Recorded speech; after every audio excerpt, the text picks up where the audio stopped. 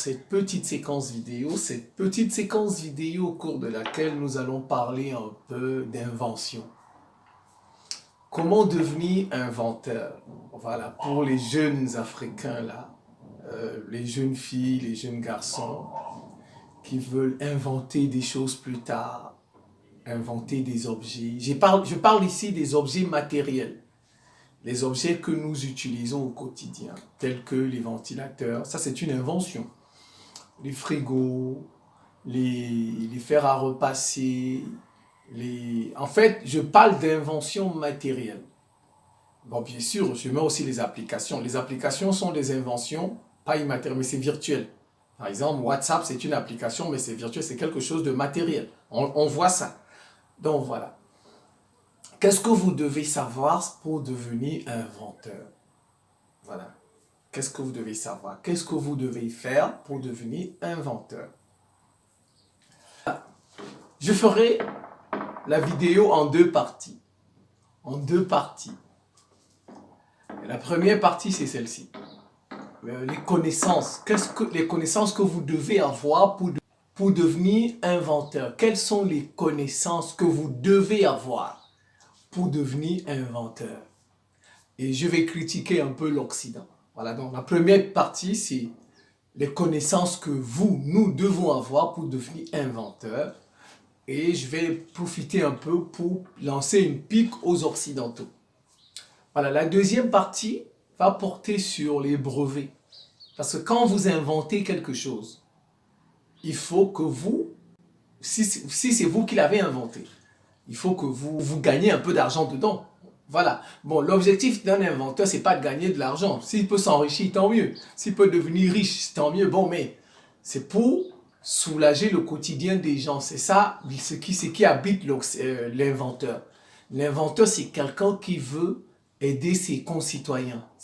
Voilà, les gens de sa société. Donc, quand vous inventez quelque chose, quelqu'un peut voler votre idée. Voilà, d'où les brevets. Vous allez breveter votre invention. Donc, on va parler dans la deuxième vidéo un peu du brevet, donc c'est-à-dire de la propriété intellectuelle. On va parler de la commercialisation parce que vous devez commercialiser. Vous devez faire un prototype, c'est-à-dire vous devez fabriquer un modèle. On dit un prototype dans le langage dans le langage technique. C'est-à-dire que par exemple, si vous inventez le téléphone, vous devez faire un modèle de téléphone que vous allez présenter aux gens, n'est-ce pas? C'est ce qu'on appelle un prototype. Maintenant, vous allez chercher à le commercialiser. Vous voyez? On va parler de la commercialisation de votre invention. On va parler du financement dans la deuxième partie de votre invention. Comment financer votre invention? On va parler de l'ingénierie, la fabrication. Parce que, par exemple, si vous fabriquez un téléphone, un inventeur, la plupart du temps, les inventeurs, je dis ceux qui sont seuls, n'ont pas une grande entreprise. Donc, un inventeur, par exemple, quand vous fabriquez le téléphone, n'est-ce pas? Après, il faut faire plusieurs exemplaires. Le plus souvent, les inventeurs n'ont pas une entreprise pour fabriquer ça. Donc, c'est ce qu'on appelle l'ingénierie. Donc, ils sont obligés d'aller s'adresser à une société qui a les machines pour fabriquer ça. Donc, le prototype qu'il a fabriqué, il s'est débrouillé. Il est allé voir, par exemple, tel soudeur, tel ceci, il a pris le fer là-bas, il a monté tout ça. Mais maintenant, il faut produire en abondance pour commercialiser. Voilà, c'est ce qu'on appelle l'ingénierie. Donc, parfois, les inventeurs sont obligés d'aller voir des gens dans le... Comme vous voyez, c'est comme voilà, le livre. Vous voyez le livre, quand vous écrivez un livre, il y a les maisons d'édition, n'est-ce pas? Vous allez dans une maison d'édition pour qu'on édite votre livre. Bon, il y a des gens aussi qui sont des éditeurs libres, donc qui sont leurs propres éditeurs. Il fait son livre et il fait l'édition du début jusqu'à la fin. Il paye son argent. Il y a des gens qui font ça. Mais il y a aussi des maisons d'édition. Vous voyez, les maisons d'édition, c'est un peu comme les entreprises là qui vont fabriquer votre invention pour commercialiser. Vous voyez, voilà un peu ce qui fera l'objet, on va dire comme ça, de la deuxième vidéo.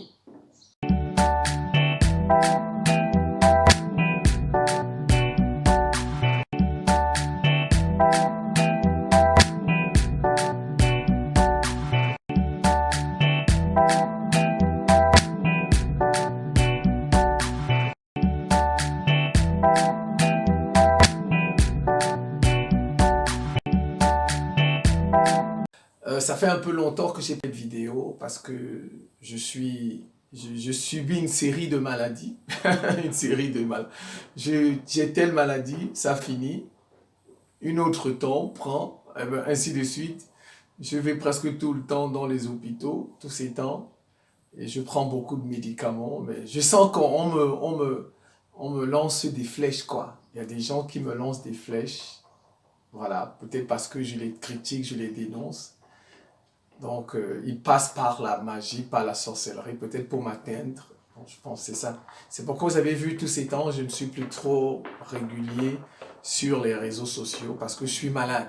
Voilà, je suis malade. Donc, mais je me suis dit, je vais quand même essayer de refaire quelques petites vidéos. Comme invention, c'est important pour que les petits Africains et au-delà sachent ce qu'il faut faire pour devenir inventeur. Parce qu'il faut, en Afrique, on invente. Nous avons des inventeurs. Il y en a. Bon, mais on ne donne pas de conseils sur ça. Comment devenir inventeur. Si vous regardez même Facebook, YouTube, vous ne verrez pas de vidéos sur comment devenir inventeur. Voilà. Il n'y en a presque pas de vidéos sur ça. Comment devenir inventeur. Bon. Moi, je ne suis pas inventeur. Je n'ai pas encore inventé un appareil. Mais je modifie les appareils. Moi, je modifie les appareils. Je modifie. Voilà. Je sais modifier les choses pour donner telle ou telle chose. Moi, c'est toujours... C'est un peu une... Bon, mais ce n'est pas une invention. C'est un peu comme quelque chose qui n'existait pas. C'est ça, une invention. Une invention, c'est quelque chose qui n'existait pas. Et vous faites ça advenir. Vous savez, les réseaux sociaux ne nous appartiennent pas. En plus, non seulement celui-là, mais aussi les réseaux sociaux ne nous appartiennent pas. Ils appartiennent aux Occidentaux. Eux seuls décident de ce que nous devons dire. Quand vous les contestez trop, ils suppriment vos vidéos, ils suppriment vos pages, ils suppriment vos comptes, vos chaînes. Et ils vous menacent. Ouais, vous voyez pas. Tout ça, ça décourage aussi. Bon, même votre propre site où vous payez, pour avoir votre propre site, on va le pirate. Donc, vous voyez, ça n'encourage pas. Parce que vous travaillez pour rien. Parce que, regardez cette vidéo que je fais. On peut la supprimer. J'ai travaillé pour rien. J'ai perdu de mon temps. C'est ça. Donc, vous voyez, non seulement je suis malade, mais aussi, bon, nous combattons des gens qui veulent décider de ce que nous devons aborder comme thème. Ils veulent décider de ce qui est vrai et de ce qui est faux. Quand nous les contestons, ils trouvent que ça c'est faux, eh ben, il faut nous fermer. Malheureusement, dommage. Dommage, c'est pour eux les réseaux sociaux. Mais un jour, ça viendra pour nous.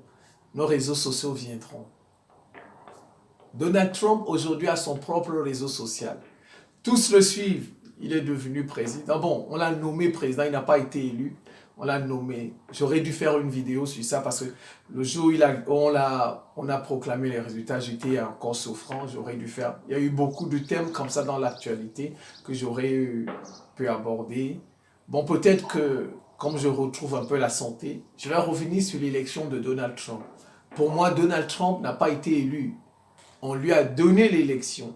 Vous avez vu Joe Biden, qui est partant, a autorisé l'Ukraine a frappé la Russie avec des missiles longue portée, etc. J'aurai le temps de revenir sur ça. Vous savez, on ne sait pas l'Ukraine qui fait ça. Ce sont pas toutes les attaques là, ce ne sont pas des Ukrainiens. Les missiles états-uniens là, ce sont les États-Unis qui ont frappé ça. Les shadows des Britanniques sont les Britanniques qui ont frappé ça. Non, en fait, je vais faire des vidéos sur ça où je vais donner des arguments techniques. Je vais donner des arguments politiques, je vais donner des opinions politiques, mais aussi je vais donner des arguments, des opinions techniques. Que ce n'est pas l'Ukraine qui fait ces frappes-là. En l'occurrence, ce sont les États-Unis et les missiles ATACMS. Ce sont les États-Unis qui ont fait ça. Les Shadows, là, ce sont les Britanniques qui ont fait ça. Et ça fera l'objet des prochaines vidéos où je vais apporter non seulement des opinions, c'est-à-dire des arguments politique, mais j'apporterai aussi des arguments techniques. Voilà, bon, c'est pas l'objet de cette vidéo. On va parler d'invention. L'Afrique doit inventer. Vous savez, aujourd'hui, la Chine, c'est le centre de l'invention mondiale. Même les Occidentaux vont maintenant en Chine regarder comme les Chinois innovent, comme ils inventent, comme ils créent. Voilà, ça doit venir en Afrique. Sauf qu'en Afrique, même les inventions sont contrôlées par les Occidentaux. Vous allez voir, dès que vous allez voir un jeune Africain ou une jeune Africaine qui découvre quelque chose, qui invente quelque chose, tout de suite, il y a une fondation européenne qui va lui donner un prix. Vous allez voir tout de suite, hein, une fondation Pierre Castel, fondation Patati Nanana, qui va lui donner un prix. On va lui donner un prix. C'est une façon de contrôler les inventions des Africains. On lui donne un prix, on lui donne un voyage, elle va en France, elle va aux États-Unis, c'est fini, l'invention est entre leurs mains. Ce sont eux qui contrôlent désormais l'inventeur. En Afrique, les inventeurs africains n'ont pas encore, certains n'ont pas encore compris ça, que même l'invention est contrôlée par les Occidentaux. Je vous dis, remarquez, tous ceux qui inventent quelque chose, qui font une application, vous allez voir, ils vont passer sur RFI, ils vont passer sur France 24, ils vont avoir le prix d'une fondation. C'est une façon de les acheter et de récupérer l'invention. Il faut que les Africains deviennent comme les Chinois. Nous devons devenir comme les Russes. Les inventions doivent nous appartenir. C'est ça. Je me nomme Simon Paul Bambo Ndobo. Je suis le ministre de la Défense de l'Afrique, ministre de la Défense du peuple noir, ministre de la Défense d'un monde multipolaire. Nous sommes pour un monde multipolaire et nous prions pour cela. Nous ne voulons plus d'hyperpuissants dans cette planète. Quelqu'un qui est chez lui, dans un autre continent, et qui vient chez les autres, leur dit ce qu'il doit faire, ce qu'il ne doit pas faire, ce qui est bon, ce qui n'est pas bien pour eux. Comme si nous sommes des bébés. Nous prions pour ça. Les Occidentaux ne seront plus les plus puissants de cette planète. Moi, c'est ma prière que j'ai adressée à Dieu. Que je vois ça ou que je ne vois pas ça, c'est ça mon souhait. Nous ne voulons plus, nous voulons un monde multipolaire, c'est tout. Je veux lui supprimer cette vidéo. Nous, on veut un monde multipolaire. Je suis le ministre d'un monde multipolaire et de la réciprocité dans les relations internationales. Et je suis le ministre de l'éducation continentale africaine. Voilà. J'attends toujours la plainte des espions des Occidentaux qui ont dit que je suis un usurpateur de titres, le titre de ministre, mais je leur dis que c'est des titres qui n'existent pas. Ministre de la Défense de l'Afrique n'existe pas.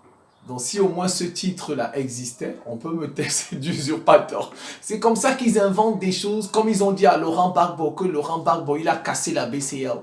Laurent Gbagbo n'a pas cassé la BCEAO, vous voyez, ils ont appelé ça l'affaire du braquage. Vous voyez, le braquage de la CEDEAO de Laurent Gbagbo. Non, Laurent Gbagbo n'a pas braqué la CEDEAO. Laurent Gbagbo, quand le conflit, la crise ivoirienne, Laurent Gbagbo, qu'est-ce qu'il a fait? Il a coupé les ponts avec Dakar. Parce que le siège de la BCEAO, la Banque de l'Afrique de l'Ouest, c'est à Dakar. Qu'est-ce que Laurent Gbagbo a fait? La succursale de la Côte d'Ivoire. Laurent Gbagbo a coupé les ponts avec Dakar. C'est tout.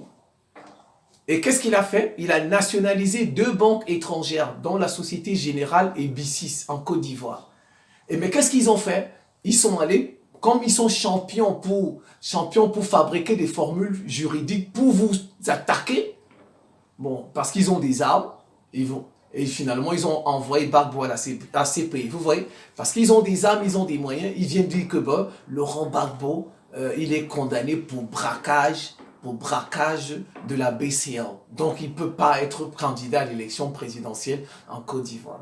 Alors que, regardez un président, est-ce qu'il a, si on fait du français, braqué, ça veut dire qu'il a volé. Non, il a coupé les ponts. Il y avait une banque dans son pays, il a coupé les ponts avec la banque mère. Il a dit, la succursale là, ça m'appartient, c'est une nationalisation. Laurent Gbagbo a fait ce qu'on appelle une nationalisation, mais eux, ils sont allés fabriquer une autre formule juridique, braquage de la BCEAO. Vous voyez, c'est comme ça les Occidentaux. C'est comme ça. Bon, bien sûr, Alassane Ouattara travaille au service de la France. Donc, ce sont les Occidentaux qui ont inventé des choses comme ça. Ce sont les Occidentaux. Donc, vous voyez, ils inventent des choses du genre, ministre, on va te porter. Bon, non, je les attends toujours qu'ils aillent me porter plainte. Comme ils ont les moyens, ils sont forts. On attend. on attend sur la vie. Alors, et je précise, je suis Camerounais. Alors, on va parler des inventeurs aujourd'hui. Qu'est-ce que vous devez savoir? Qu'est-ce que vous devez faire pour devenir inventeur? Inventer des objets. Quelles sont les connaissances que vous devez avoir? Vous voyez, on ne se lève pas un matin pour devenir inventeur. Là, du moins, la première invention. La première invention, c'est toujours le fruit du hasard. On tombe là comme ça, le fruit du hasard. C'est la chance, coup de chance. Bon, les croyants comme nous disons c'est Dieu. L'inspiration vient de Dieu.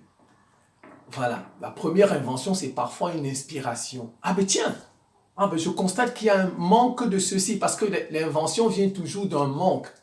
Il manque ceci. Ah, je constate qu'il manque ceci. Oh, je constate que, vous voyez les voitures par exemple.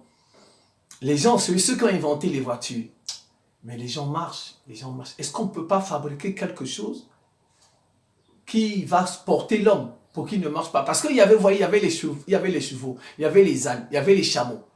Il y avait des choses qui portaient les hommes.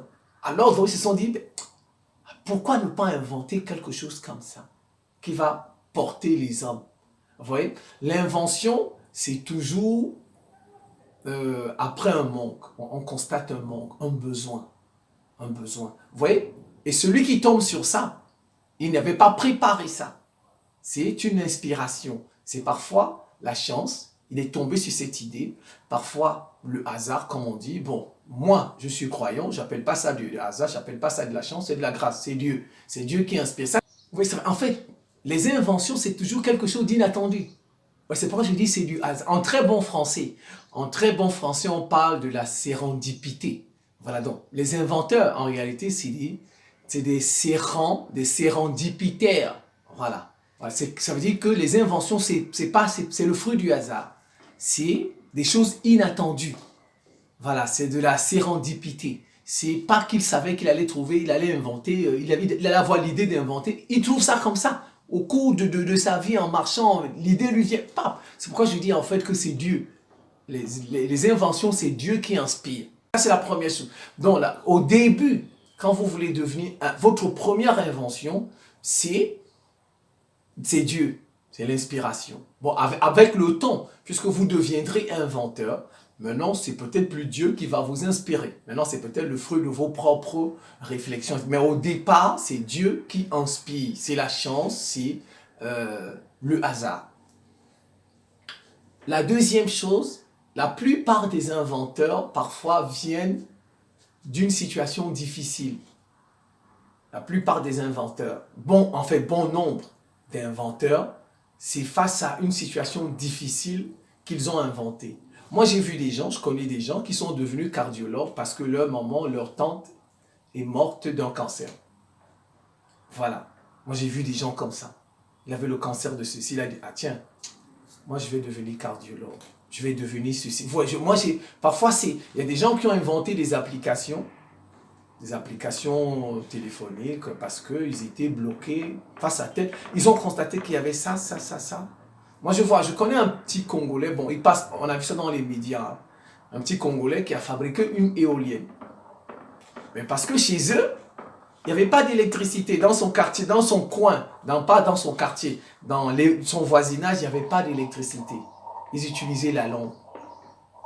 Et bien lui, il connaît un peu les choses. Donc, il a monté des choses, il a fabriqué une éolienne. Chez eux, désormais, il y a de l'électricité. Et il a promis que tous ses voisins auront de l'électricité. Donc, il va augmenter la capacité, la puissance, afin que ses voisins aussi... Vous voyez, parfois, les inventeurs, parfois, bon nombre, c'est après une situation difficile. À partir de la situation difficile. Donc, comme pour vous dire que, si vous voulez devenir un très bon inventeur, attendez-vous à vivre des situations un peu difficiles. C'est le parcours. Bon, il y a des inventeurs qui n'ont pas vécu, tout le monde, on n'a pas tous le même parcours. Mais vous allez remarquer que quand vous interrogez, par exemple, les gens qui inventent, certains vous diront, c'est parce que j'ai été confronté à ceci, j'ai été confronté à cela. Donc parfois, il y a de la souffrance. Il y a la souffrance à la base d'une invention. Donc voilà, si vous voulez devenir inventeur, inventeur. Sachez que vous devez être inspiré par Dieu, ou bien, bon, le coup du hasard, ou bien la chance, selon les expressions, vos termes. Et sachez que, bon, à 70% quand même, à 70%, vous devez venir d'un malheur. Voilà, vous devez être confronté à une situation difficile. Au moins à 60-70%. Je dis bien, il y a des inventeurs qui n'ont pas connu des situations difficiles. Bon, certains viennent des situations difficiles. Voilà. Bon, maintenant là, je ne vais pas vous demander d'aller à l'université. Parce que ce n'est pas seulement en partant à l'université qu'on apprend. Il y a des gens qui ne sont jamais allés à l'université et qui ont des connaissances scientifiques. Voilà, il y a des gens.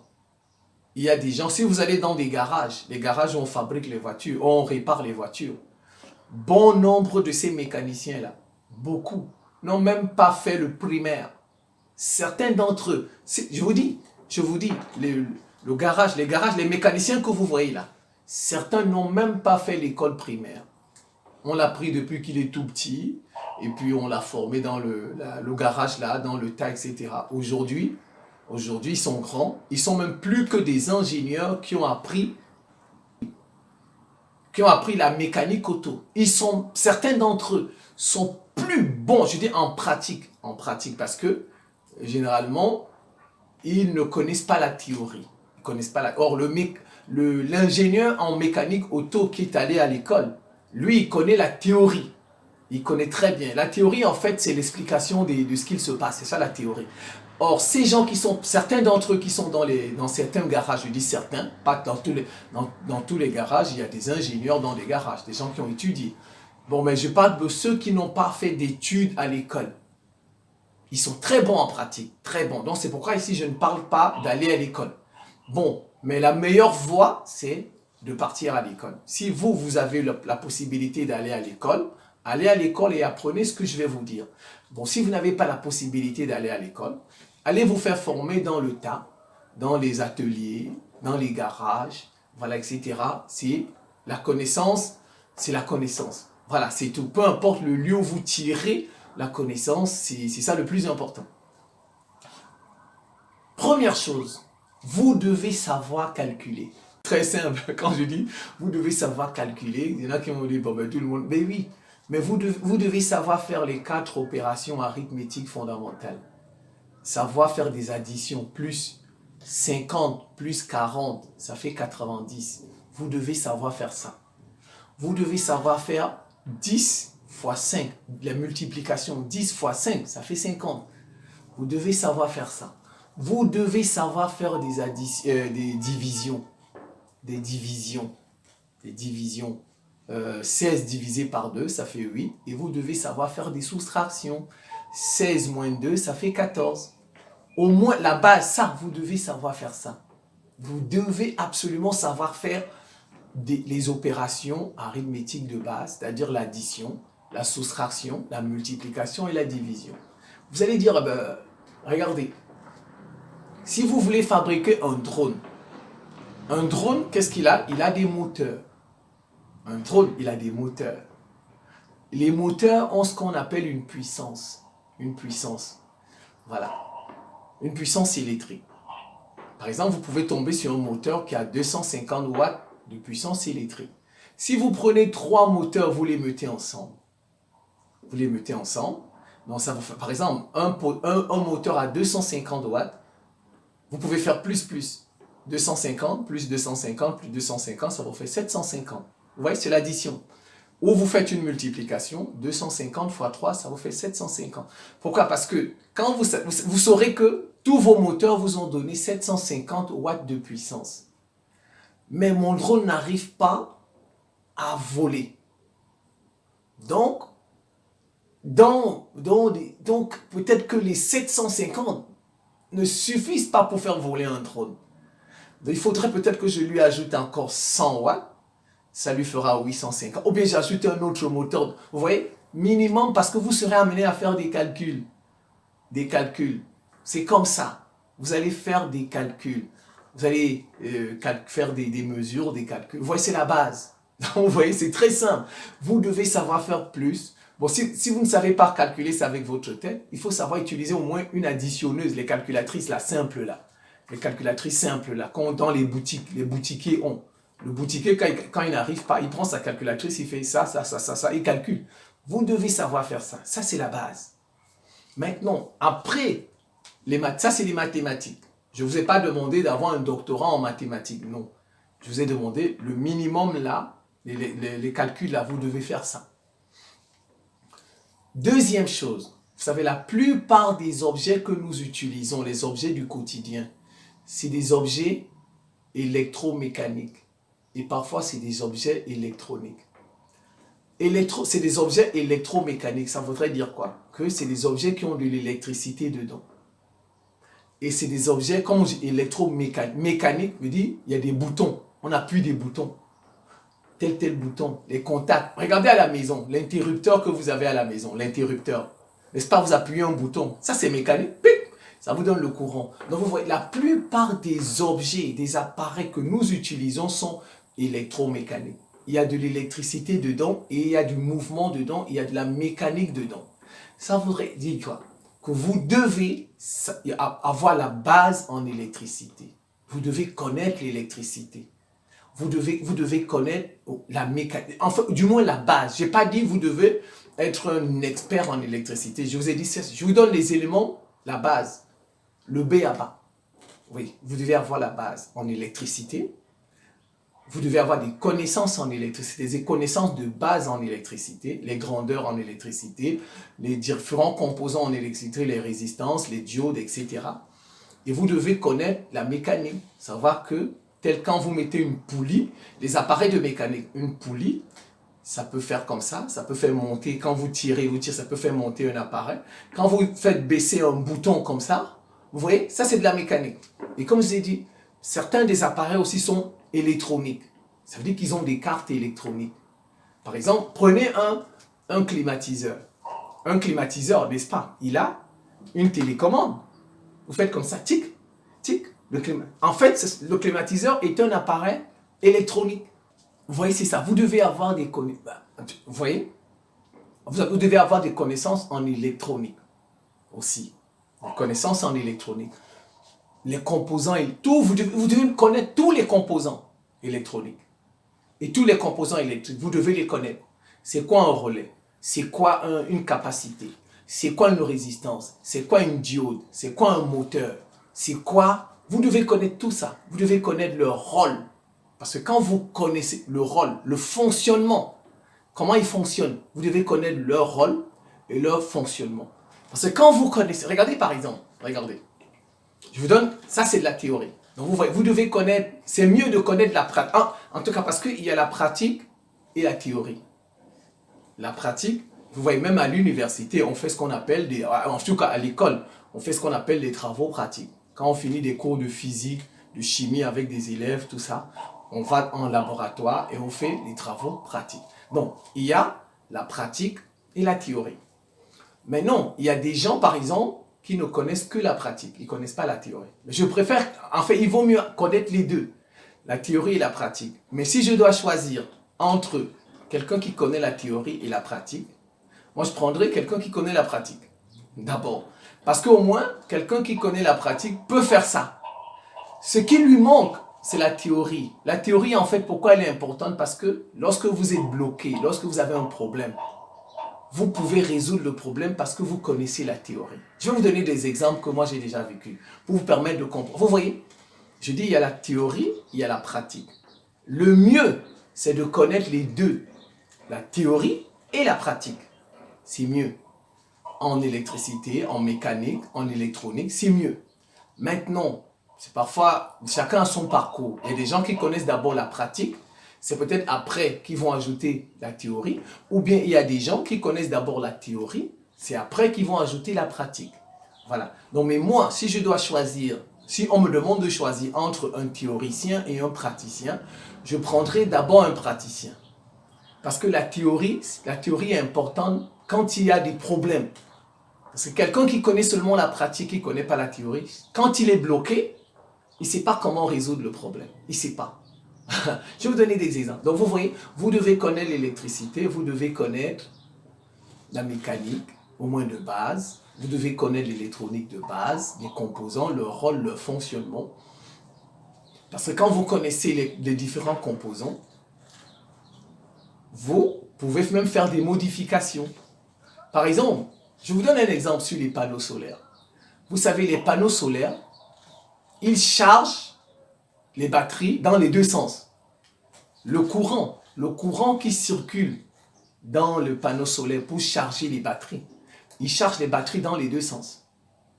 Donc, en fait, ça peut endommager rapidement vos batteries.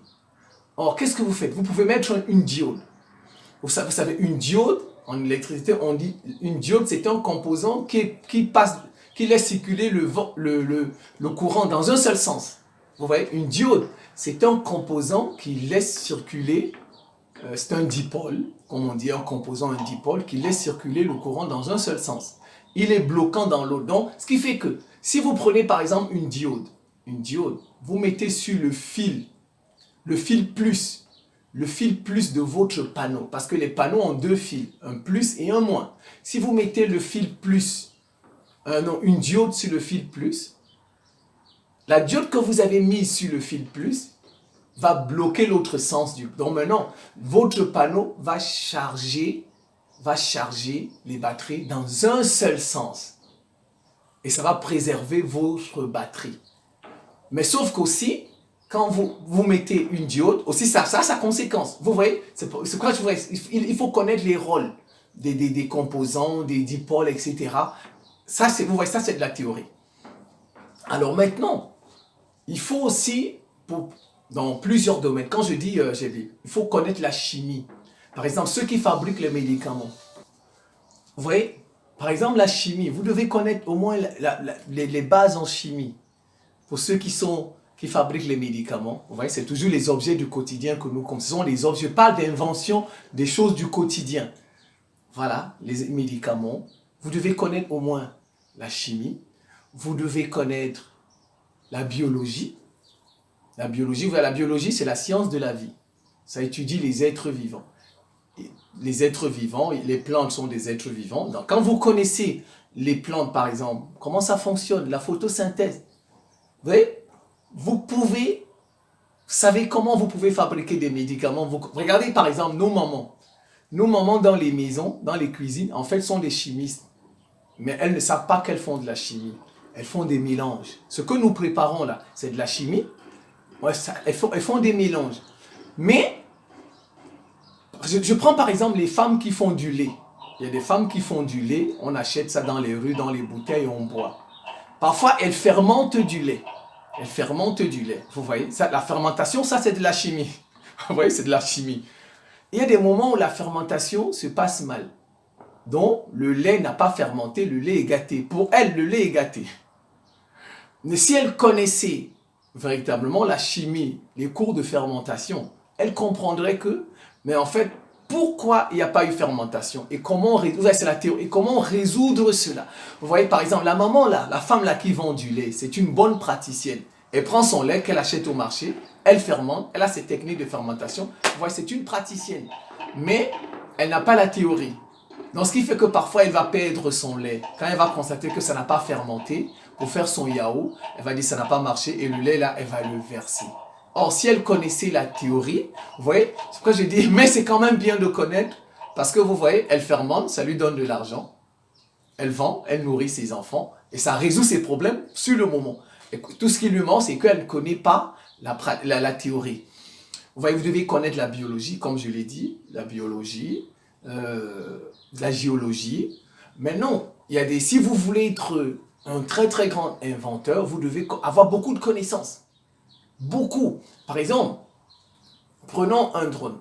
Un drone, vous devez connaître comment fonctionne ça, c'est de l'aérodynamique. Vous voyez? Ça, c'est de l'aérodynamique, ça, c'est de la physique. Vous devez connaître de l'électricité, de l'électronique. Vous voyez? Quand plus vous avez de connaissances, vous pouvez inventer des choses multidisciplinaires, transversales. Des appareils que, aussi bien un médecin peut employer, un appareil que un commerçant peut employer. C'est vrai, je dis, si vous voulez, vous pouvez avoir des connaissances en électricité, en électronique, vous fabriquez des choses qui tournent autour de l'électricité et de l'électronique. Si vous connaissez aussi la physique, vous connaissez aussi, bon, l'électricité c'est une branche de la physique. Voilà, faire de l'électricité c'est de la physique. Mais si vous connaissez aussi par exemple la chimie, la biologie, la géologie, vous pouvez encore dans vos inventions ajouter même des choses qui ont un lien avec la physique, avec la chimie, la géologie, la biologie, etc. Vous voyez, c'est comme ça. Et puis, vous devez aussi connaître la programmation, l'informatique. Vous savez, aujourd'hui, nous vivons, en fait, il y a deux choses importantes dans notre société, l'électronique et l'informatique. C'est le squelette de notre société aujourd'hui. Le squelette de notre société aujourd'hui, c'est l'électronique et l'informatique. Ça va programmer, faire de la programmation. Voilà. Je reprends un drone. Je reprends un drone. Si vous voulez, un drone, c'est de l'électricité. C'est de la mécanique. Un drone, c'est de l'électronique. Un drone, c'est de l'informatique. Parce que un drone, il a une radio. Vous voyez, les gens qui utilisent les drones, ils ont des casques, ils ont des choses qu'ils regardent, c'est de la radio. C'est de la programmation. Ouais. Vous voyez, aujourd'hui, les appareils sont de plus en plus informatisés. Vous voyez, même la voiture aujourd'hui, nos frigos sont devenus informatiques. Il y a Internet sur le frigo, vous faites comme ça, vous pouvez, même la télé, vous voyez, il faut connaître aussi la programmation en informatique.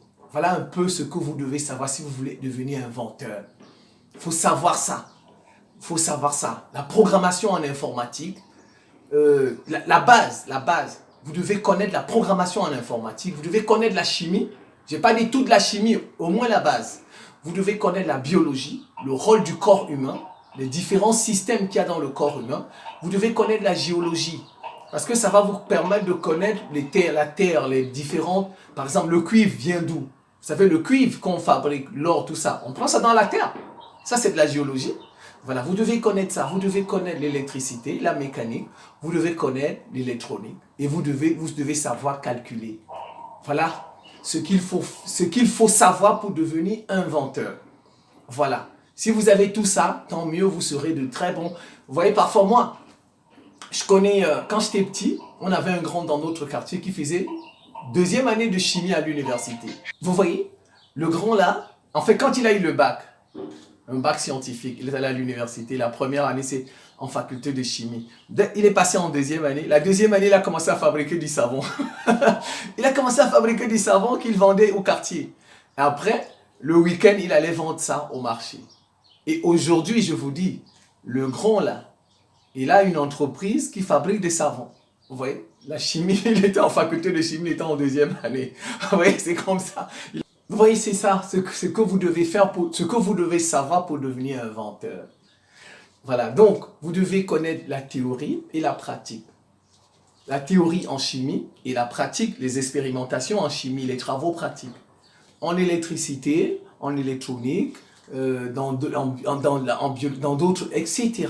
Vous devez connaître le minimum, vous deviendrez tous les inventeurs. Vous allez remarquer tous les inventeurs du monde. Vous allez voir, ils connaissent ces choses-là. Ce que je vous ai dit, chacun dans son invention, dans son domaine. Vous allez voir, ils ont la base de tout ça. Donc, moi je dis, c'est mieux d'avoir la théorie et la pratique. La théorie et la pratique, les deux. Si vous pouvez avoir les deux, tant mieux. Bon, mais je préfère quelqu'un qui au moins déjà a la pratique. Parce qu'au moins avec la pratique, il va inventer. Il pratique, il peut inventer. Mais sauf que, il peut avoir un problème, il peut être bloqué. Mais comme il lui manque la théorie, il ne peut pas se débloquer. Je vais vous expliquer. La théorie, c'est l'explication de votre pratique. Et la théorie, quand vous connaissez la théorie, ça va résoudre si jamais vous êtes bloqué. Si vous êtes en train de fabriquer un drone ou bien c'est pas. Si vous êtes bloqué, si vous connaissez la théorie de ce domaine-là, vous allez vous en sortir. Moi, je vais vous donner 2 expériences personnelles. Moi, je sais monter les panneaux solaires de A jusqu'à Z, parfaitement. tout type de panneaux, tout type d'appareil, et je répare à peu près 70% des appareils que vous avez dans les maisons. Dans votre maison, vous voyez votre maison, je répare, s'il y a 10 appareils dans votre maison, je peux réparer 7. Ça, ne vous en faites pas, je peux réparer 7. Votre ventilateur, s'il est en panne, je le prends, je le dépanne, il marche correctement. Votre frigo, votre télécommande, donc, je peux réparer, je dis dans votre maison. Donc, 70% des appareils que vous avez dans votre maison, je peux réparer ça. Je peux réparer. Et je fais parfois des modifications, des montages, des ceci. Alors, donc, vous savez, moi, je suis prof. Donc, et les profs, parfois, font des cours à domicile. Donc, des parents, des élèves viennent nous chercher pour venir encadrer leurs enfants à la maison. Alors, moi, cela m'est arrivé 2 fois. 2 fois. Et je vais vous donner une 3e expérience. C'était dans un garage quand je suis allé faire réparer ma voiture. Donc, rapidement, parce que la vidéo est déjà assez longue. La première expérience, c'était dans une maison. Je suis arrivé, il y avait quelqu'un qui installe. Le jour où je viens faire mon cours, le papa avait fait venir un installateur de panneaux solaires. Le gars, il est bon, il est très bon, il installe, il est très fort, calé. Mais sauf que, il ne connaît pas la théorie. La pratique, il est très bon. Il est très bon. Alors moi, je travaillais au salon avec l'enfant. Et il faisait leurs installations. Le papa, il ne sait pas que je sais faire ça. Ouais, il ne sait pas. Maintenant, ils ont installé le régulateur, tout ça, le convertisseur régulateur, les batteries au salon, etc. Et le papa, bon, il a branché. Le papa, comme il a acheté des panneaux de 250 watts crête, le papa, il pensait que son régulateur allait afficher la puissance de ses panneaux. La puissance, 250 watts crête. Donc, mais son régulateur a affiché la tension des panneaux. Le régulateur a affiché l'intensité, le courant qui sort des panneaux. Donc, voilà ce que le régulateur... Et la température de l'environnement. Donc, voilà ce que le régulateur a affiché. Il a affiché la tension des panneaux, le courant, l'intensité, c'est-à-dire le courant des panneaux, et la température de l'environnement. Maintenant, le papa, bon, il pose des questions. Il dit, mais moi, je voulais voir la puissance, puisque derrière les panneaux, on écrit la puissance des panneaux. On dit, par exemple, c'est un panneau de 250 watts crête, etc. Donc, le garçon, lui, il ne connaît pas la théorie. Donc, il était bloqué. Mais il voulait déjouer comme ça pour... Mais le papa a insisté, mais je vois. Après, je me suis levé. Voilà, je me suis levé parce que je ne voulais pas que le papa soit insatisfait de son installation. Je me suis levé. J'ai dit à celui qui installait, c'est votre travail. J'ai commencé par l'apprécier. Votre travail, il est non, très, très fort, vous êtes très fort. Vous voyez, j'ai commencé par lui donner des points. Voilà, j'ai commencé par l'admirer, le papa. Non, il est très fort, le monsieur. Regardez comme il vous a installé. Il a tout le matériel. Il a les perceuses. Il a fait ceci, là. Le papa, il me regarde comme ça. Il dit, mais... Non, je suis sûr, dans sa tête, il devait se dire, mais vous devriez plutôt être avec mon enfant en train de faire les mathématiques que de venir. Et puis, j'ai dit, bon, mais monsieur, les régulateurs comme ça, ils ne donnent pas la puissance des panneaux. Ce type de régulateur ne donne pas la puissance des panneaux. Voilà. Ils vont juste vous donner la tension, l'intensité et puis la température de l'environnement. Maintenant, c'est à vous de faire le calcul. Vous voyez la théorie rentre. Moi, je sais comment on fait pour calculer la puissance. Vous voyez, la puissance, c'est quoi?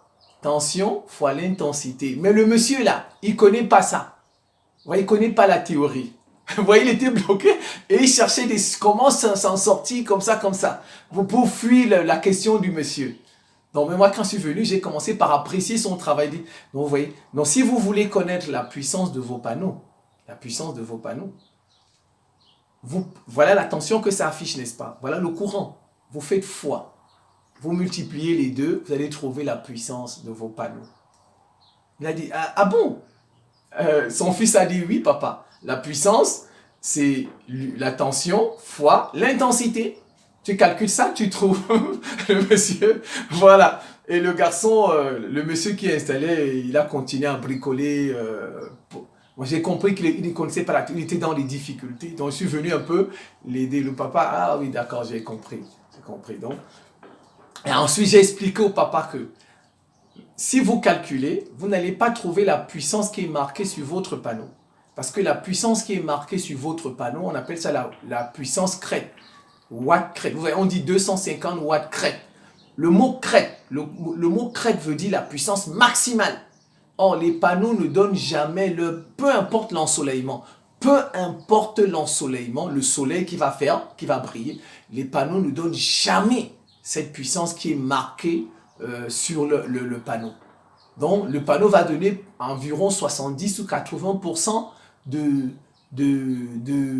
la puissance qui est écrite sur le panneau. Voilà, j'ai expliqué ça. Et le garçon, il comprenait quand j'expliquais, le monsieur, et puis le papa, il a compris. Donc, si vous faites le calcul, si vous ne trouvez pas ce qui est écrit derrière votre panneau, ne vous en faites pas, ce n'est pas un problème, parce que ça, c'est une puissance maximale. Aucun panneau n'atteint ça. Vous voyez, ça, c'est la théorie. C'est la théorie parce que je connais la théorie. J'ai expliqué. Donc, le papa était satisfait.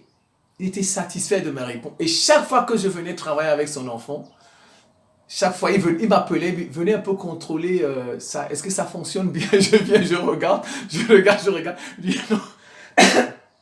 Je lui dis non, ne vous en faites pas, ça fonctionne très bien, il n'y a pas de souci. Tout marche très bien. Le monsieur, qu'est-ce que vous savez? Le monsieur, quand il a fini son travail, il est resté dehors. Il a attendu que je finisse mon cours. Et quand j'ai fini mon cours, je suis sorti. Il m'a interpellé, il m'a dit vraiment merci beaucoup pour ce que vous avez fait. Parce que je ne savais pas la réponse que j'allais lui donner. Et ça allait faire comme si je ne connais pas mon travail. Moi, j'ai dit non. Vous savez, moi, je regarde votre installation. Ça, il est parfait. Côté installation, il est très fort. Moi, je lui ai dit ça. Peut-être que vous ne connaissez pas la théorie en électricité, des choses comme ça. Et moi, maintenant, j'ai pris son téléphone. Je suis allé sur YouTube. J'ai téléchargé 3 vidéos sur les bases en électricité. Parce qu'il ne connaissait pas comment on calcule les puissances, des choses comme ça, comment on calcule la résistance, la loi d'Ohm. Il ne connaissait pas ça. Donc, c'est des gens qui apprennent dans le tas. Par exemple, dans les grandes sociétés, les boutiques où on vend les panneaux, on leur montre comment on monte, mais ils ne connaissaient pas. Donc, j'ai téléchargé 3 vidéos qui parlent d'électricité, qui parlent des cours de panneaux, voilà, et des cours d'électricité l'électricité des maisons, dans 3 vidéos. Le monsieur est parti, hein, il a regardé ça. Et je vous dis, dans le hasard des choses, on s'est rencontrés un jour en haut, il a dit, monsieur, vous m'avez sauvé vos 3 vidéos. Aujourd'hui, je donne toutes les explications à mes clients. Quand ils me posent telle question, je lui dis, voilà, c'est tout. Il dit, je sais maintenant installer et je sais la théorie. Donc, je donne toutes les explications grâce à vous. Vous voyez, il y a la pratique et il y a la théorie. Un deuxième exemple, c'était toujours dans les panneaux. Je suis allé dans un autre cours. Mais là, c'est le monsieur de la maison. Il avait acheté un convertisseur de 1000 watts. On avait fait l'installation. Il avait branché sa télé, ses ventilateurs sur ça. Maintenant, il a voulu mettre son frigo sur ça. Donc, il est lui-même parti au marché et il a acheté un convertisseur de 3000 watts. Et il est venu. Quand il est venu, il a enlevé les fils du convertisseur. Les fils du convertisseur de 3000 watts. Il a monté son convertisseur avec les fils du convertisseur de 1000 watts. Vous voyez là, c'est ce qu'il a fait. Non, et quand je suis venu, j'ai entendu que quelque chose faisait pip, pip, pip, pip, pip. C'est le convertisseur qui faisait pip, pip, pip au salon. Pip, pip, pip, pip, pip. Mais le frigo tournait. On entend le frigo tourne. Pip, pip, pip, pip, pip. Il dit, mais comment je peux acheter un convertisseur de 3000 watts alors que j'avais un convertisseur de 1000 watts, j'avais pas de problème dans la maison, mais un convertisseur. Je me suis levé, j'ai regardé, j'ai dit, mais monsieur, qu'est-ce qu'il dit? Non, mais j'ai acheté un convertisseur. Peut-être qu'il n'est pas bon, je dois aller le changer au marché. Au marché. Je lui ai dit, ben oui, allez-y. Il fait du bruit, pip, pip, pip, pip, pip. Et alors que je lui ai demandé, vous avez combien de panneaux? Il avait à peu près 10 panneaux chez lui. Je lui ai dit, mais si vous avez 10 panneaux chez vous, c'est pas normal que ça fasse du bruit, votre convertisseur. C'est pas normal. Je lui ai dit, bon, vous allez au marché, vous changez, c'est tout. Vous changez, vous dites que votre convertisseur ne marche pas bien. Il a dit, d'accord. Après, je me suis dit, mais tiens, il y a peut-être une explication à ça. Soit c'est le convertisseur qui a un problème. En tout cas, il y a un problème. Il y a un problème. Je dis, bon, je vais quand même essayer. Vous voyez? Je me suis dit, je vais quand même essayer de résoudre le problème. Il m'a déjà dit qu'il a à peu près 10 panneaux. Donc, côté panneau, il n'y a pas de problème. Je lui ai dit, j'ai regardé ses câbles, ces fils qui passaient. Ces fils étaient bons. C'était des costauds fils. Maintenant, j'ai regardé le fil du convertisseur. J'ai dit, mais tiens, qu'est-ce qu'il nous... Je vais regarder le fil du convertisseur. L'inspiration. J'ai regardé le fil du convertisseur. J'ai remarqué que le fil du convertisseur était mince. Le fil du convertisseur était mince. J'ai dit, mais dans mon cœur, je me suis dit, mais c'est pas normal.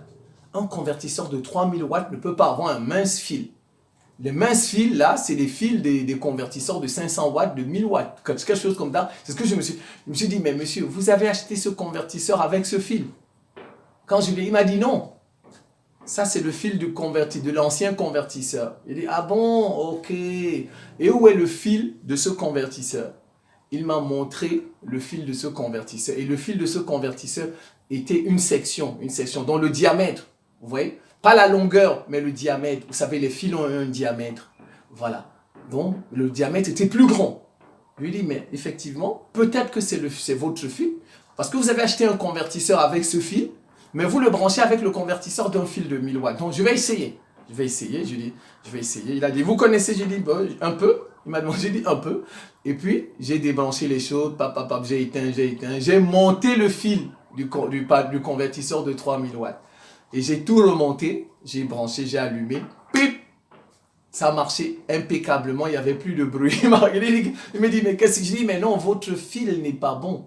Pas qu'il n'est pas bon. Son diamètre, sa section est petite. Sa section est petite. Il m'a dit, comment c'est un fil? Je lui ai expliqué. Parce que vous voyez, je connais la théorie. Je connais les résistances en électricité. Les résistances, leur rôle, c'est quoi? C'est de s'opposer au passage du courant. Les résistances s'opposent au passage du courant. Pour le bien de l'installation électrique. Ce n'est pas s'opposer par plaisir de s'opposer. Vous voyez, c'est comme l'eau. Si vous ouvrez votre robinet à la maison, vous ouvrez votre robinet, vous sortez. Si vous revenez le soir, votre maison sera inondée. Votre maison sera inondée. L'eau sera... C'est pourquoi vous voyez, on met un truc là pour fermer. Voilà, c'est comme ça. Donc le courant aussi, c'est comme ça. S'il n'y a pas de résistance dans les appareils, le courant va circuler. Seulement, il va circuler. Il y aura beaucoup de courant dans votre appareil. Et les fils là, ça peut... C'est un incendie. Ça va chauffer, boum, un incendie. Donc, c'est pourquoi les fabricants mettent les résistances dans les appareils pour bloquer une partie du courant. Voilà, pour bloquer. Donc, votre fil là, il est tellement petit pour votre convertisseur de 3000 watts. Donc, le fil est petit, il est déjà petit. Et il y a des résistances dans l'appareil qui bloquent le passage du courant. Donc, il n'y a plus de courant qui circule parce que votre câble est petit. Et en plus de ça, il y a des résistances qui bloquent le passage. Donc, votre frigo, lui, il a besoin d'une certaine quantité de courant pour fonctionner. Et comme il ne trouve pas cette quantité de courant, c'est le convertisseur qui souffre. C'est le convertisseur qui doit lui donner ce courant. Il souffle. C'est pourquoi il fait pip, pip, pip. Mais il ne s'est pas éteint. Il ne s'est pas gâté. Parce qu'il y a un peu de courant quand même qui passe. Donc il fait pip, pip, pip. Vous voyez, c'est parce que vous avez votre câble est petit. Et comme il y a des résistances, les résistances bloquent presque tout le passage du courant. Ça laisse passer juste un peu. Or, le câble normal du convertisseur de 3000, il est prévu pour ça. Il laisse une quantité normale de courant passer, bien qu'il y ait des résistances. Voilà, ça c'est la théorie. Vous devez connaître le rôle des résistants. Je lui ai expliqué ça et il a compris que c'était son câble qui était petit. Pas qui était gâté, mais qui était petit. Voilà. Vous voyez, c'est important de connaître la théorie. La théorie, en fait, ça vous permet de résoudre les problèmes. Quand vous êtes bloqué dans une situation, vous ne savez pas quoi faire. Quand vous connaissez la théorie, vous résolvez le problème et vous avez maintenant quelques conseils. Par exemple aux élèves, parce qu'il y aura aussi des élèves, quand ils vont voir comment devenir inventeur, qui vont regarder cette vidéo. Voilà, les élèves, pour les élèves qui sont au collège, au lycée, il faut s'intéresser aux mathématiques. Si vous voulez devenir inventeur, vous devez aimer les mathématiques. Ça c'est rien à dire. Ça va vous ouvrir l'esprit, vous êtes obligé. Vous êtes obligé d'aimer la physique. La physique, chimie, au collège, là, au lycée, là, vous êtes obligé. Vous allez voir, la plupart des inventeurs ont des connaissances un peu en physique, en chimie. Bon, parfois, ils sont très, très instruits. Hein. C'est des gens qui sont parfois bardés de diplômes. Voilà. Mais vous allez voir, le minimum, ils ont quand même un peu des connaissances en physique, en chimie. Vous allez voir. Donc, vous êtes obligés, les élèves, là, si vous n'aimez pas la physique, si vous n'aimez pas la chimie, vous n'aimez pas SVT, c'est-à-dire la science de la vie, la biologie, là, la géologie, la terre. Parce que vous savez, tous les fils, là, tout ce qu'on fabrique là, on prend ça dans le sol. Hein. On appelle ça les minerais, on prend ça dans le sol. Donc vous êtes obligé d'aimer SVT. En un mot, on dit science de la vie, c'est-à-dire biologie. Vous êtes obligé. Si vous avez des cours de technologie dans votre collège, dans votre lycée, vous devez aimer les cours de technologie. Sinon, vous n'allez pas devenir inventeur. Parce que inventer, c'est de la technologie. Vous devez vous intéresser aux cours d'ingénierie. Voilà, si vous avez des cours au lycée, par exemple, vous avez des cours d'ingénierie, vous devez apprécier ça. C'est comme ça. C'est comme ça. Et puis, il faut vous habituer à aimer des choses comme ça. Il faut aimer ça.